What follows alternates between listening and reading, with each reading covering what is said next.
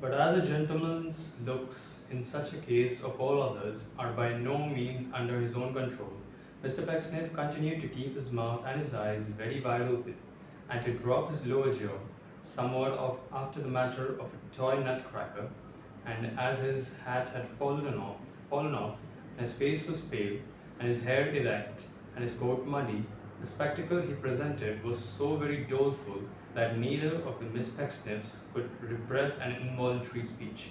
"That'll do," said Mr. Pecksniff. "I'm better." "He's come to himself," cried the youngest Miss Pecksniff. "He speaks again," exclaimed the eldest.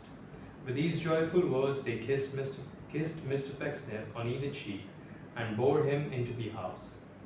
Presently, the youngest Miss Pecksniff ran out again to pick up his hat, his brown paper parcel, his umbrella, his gloves, and other small articles, and that done and the door closed, both young ladies applied themselves to tending Mr. Pecksniff's wounds in the back parlour. They were not very serious in their nature, being limited to abrasions on what the eldest Miss Pecksniff called the knobbly parts of her parents' anatomy, such as his knees and elbows, and to the development of an entirely new organ, unknown to phrenologists, on the back of his head. These injuries having been comforted externally with patches of pickled brown paper, and Mr. Pecksniff having been comforted internally with some stiff brandy and water, the eldest Miss Pecksniff sat down to make the tea, which was all ready.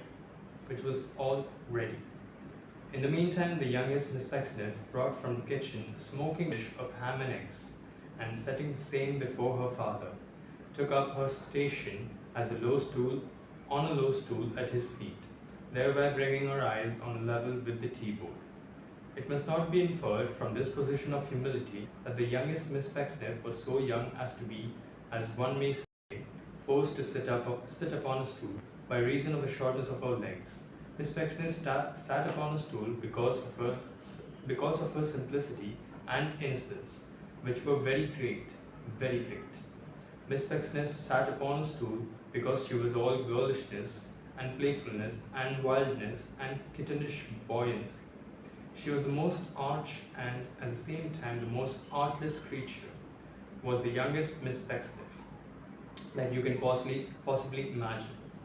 It was her great charm.